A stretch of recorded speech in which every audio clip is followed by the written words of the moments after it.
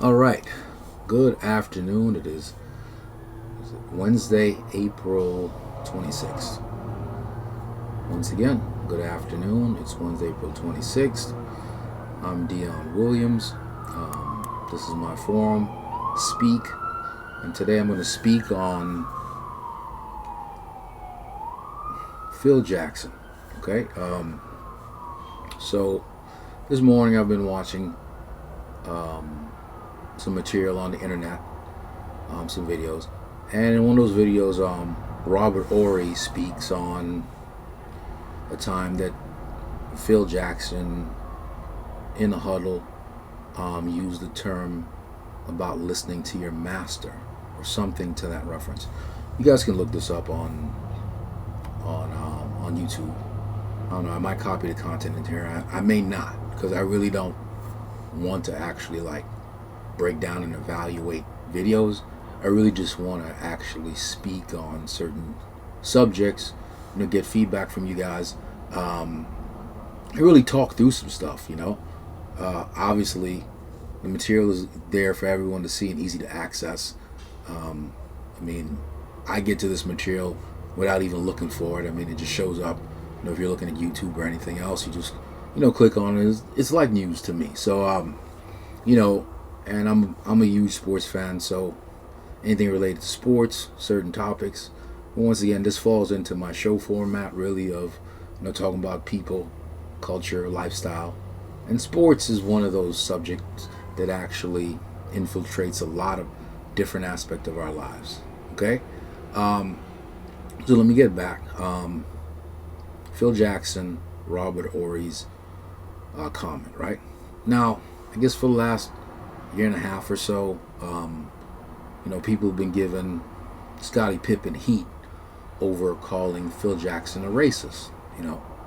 So to me, it's kind of funny that this comes up or comes out now, whereas it's obvious players like Robert Horry and probably some other players who were coached by Phil Jackson, they've heard comments and they know things. But I think what's interesting about this is, Robert Horry saying he had to check Phil Jackson, right? So this all goes to perception. But Robert Horry says that he doesn't believe Phil Jackson is racist. Now that's confusing to me because I don't really know how you misuse the term master in terms of that context, in terms of any context, especially at that period of time. As far as where we were, in the 80s, early 90s. I mean, some things were still egregious. So my confusion is, why does Robert Horry give him a pass on that? I get somebody could be great in other aspects of their lives. They can be a quality person. But the fact is, racism, prejudice, and discrimination is what it is. And that comment is completely a racist comment with no past or excuses. Now, Phil Jackson can come out and comment if he chose to and say, well, you know what? I did make that statement. And that was a different time in my life where, I didn't understand certain things or whatever.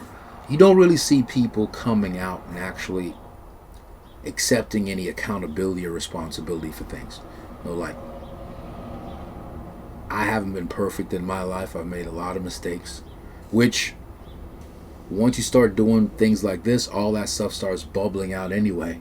But I was a different person in my life then, so it is what it is. We all strive to be better people. So I'm good with that.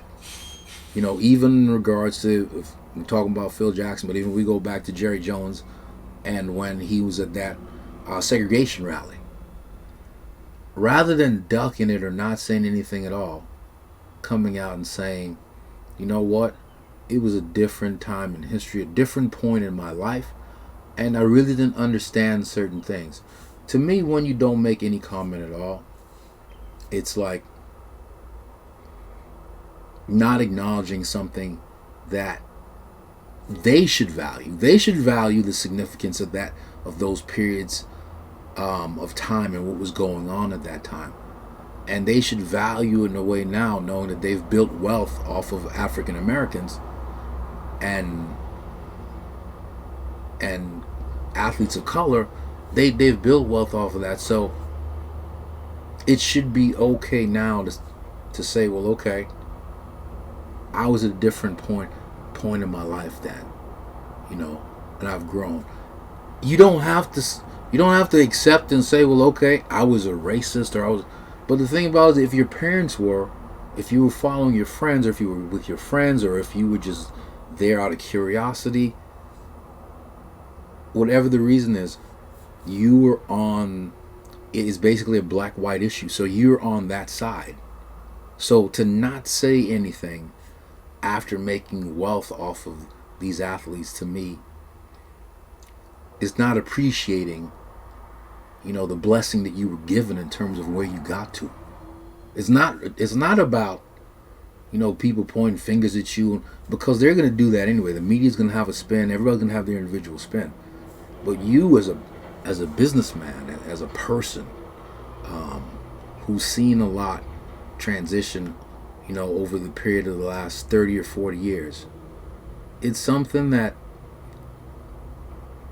I think at this stage of your life, in terms of business and what you've made, how successful you've been, I think speaking about something like that and accepting responsibility if that was the case, or just acknowledging what was going on, I think that's growth. And that says that